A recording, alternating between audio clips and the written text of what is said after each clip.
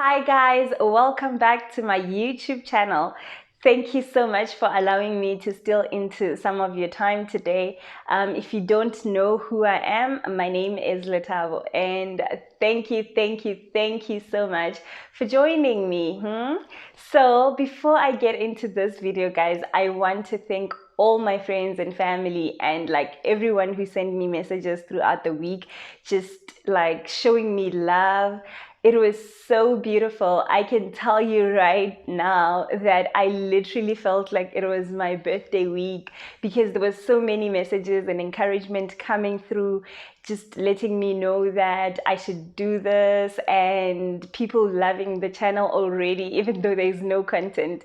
But I am so grateful, and yes, I can't get into this video without actually acknowledging you and just telling you that I love you. If I have to be honest with you, if I didn't receive all those messages and encouragements, I literally would have quit on my first video. That is how nervous I was. But you guys literally did the most. Thank you so much. So yes, reading all your messages and your encouragement, I really felt like, yes, I can actually do this.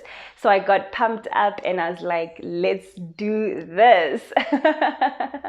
But without wasting any more of your time, let's get into today's business, right?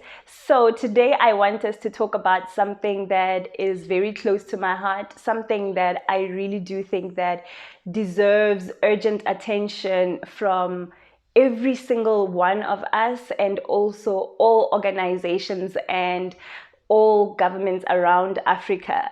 Well, of course, all of you already know what we're talking about just because you read the caption. And yeah, we're talking period poverty in Africa today.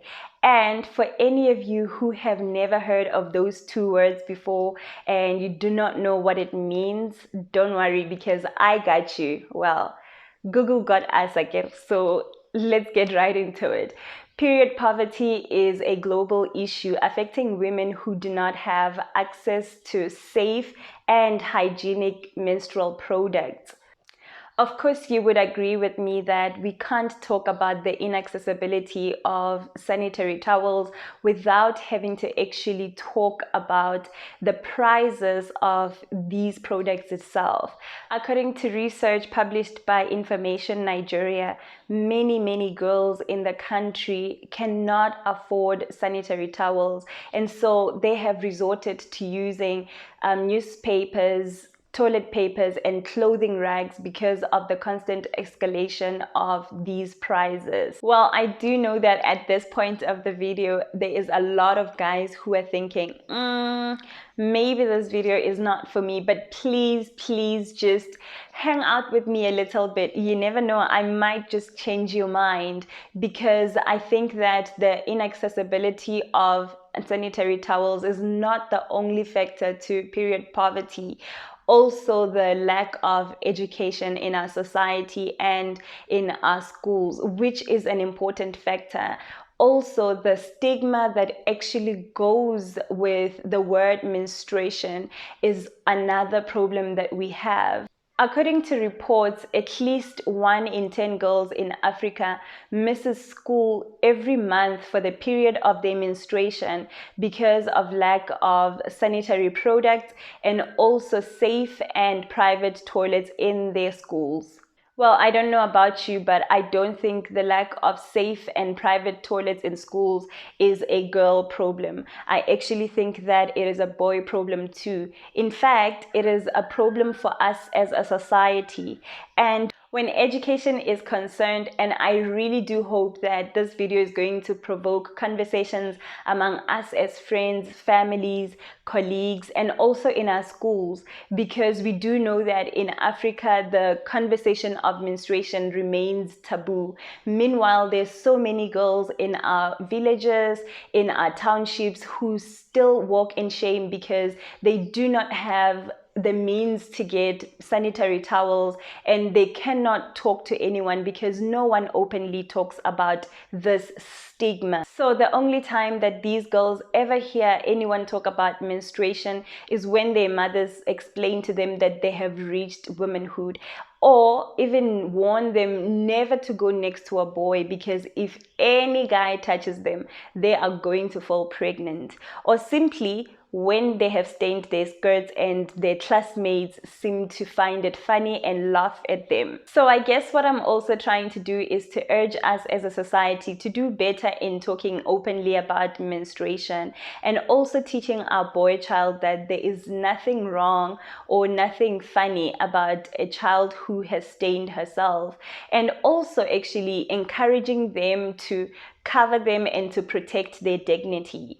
I'm also urging dads to actually talk to their daughters openly about menstruation, talk about their period pains, talk about the irregularities in their periods, talk about the types of sanitary products they want to use or that give them rashes or anything like that, and also talk about everything else that they just going through emotionally every time they are on their periods.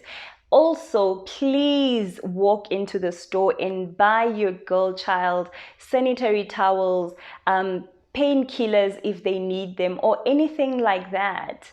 And finally, I do think that this conversation should be included in our curriculum in schools.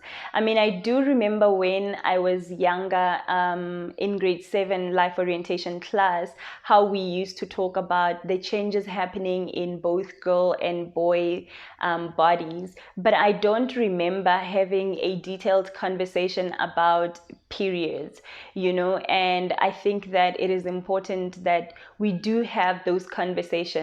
The only time that there was ever a teacher that talked to us actually about periods, I remember, was during lunch break, and she called all the girls and she asked who's on their periods, and for those who were not in their periods, she actually chased all of us out, and that was it. Well, now I can go on and on and on and on, but I'm guessing a lot of people are wondering, if we're talking about the inaccessibility of sanitary products, then how's teaching our young boys or our men about these things going to help?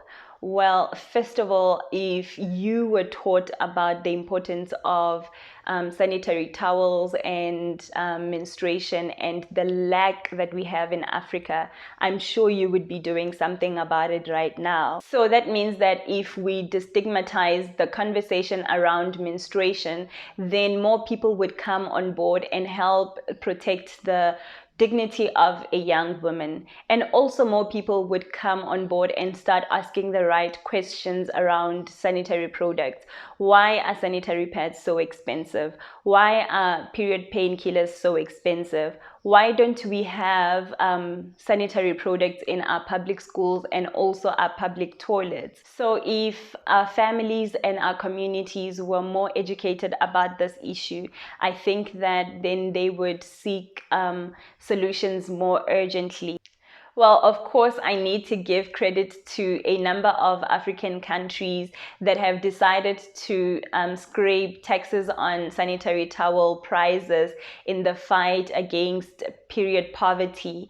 Those countries are Ethiopia, Rwanda, Namibia, and also my country, South Africa. But as we do agree that it was not enough, or it is not enough, as there's so many people who still struggle to buy sanitary towels, we do, I think, acknowledge the fact that it is a step in the right direction.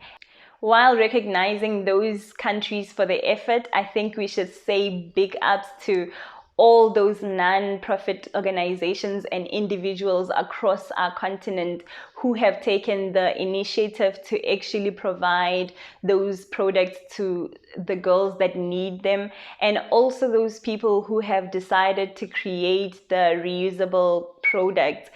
Big ups, guys. Well, although this topic is so close to my heart, I do know that I cannot cover all of it in one video.